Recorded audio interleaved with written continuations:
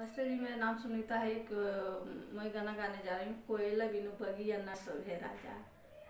तो चलिए शुरू करते हैं।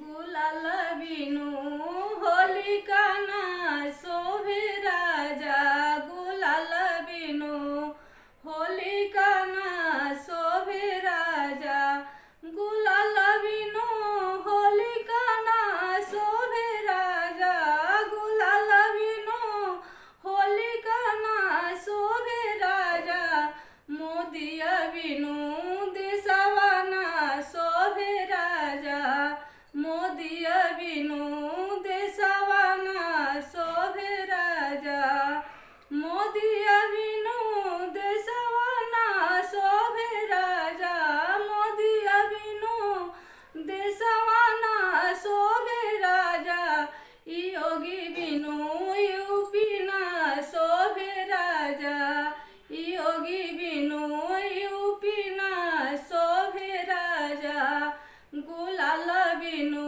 होलिका ना शोभे राजा, गुलाल बिनु होलिका ना शोभे राजा।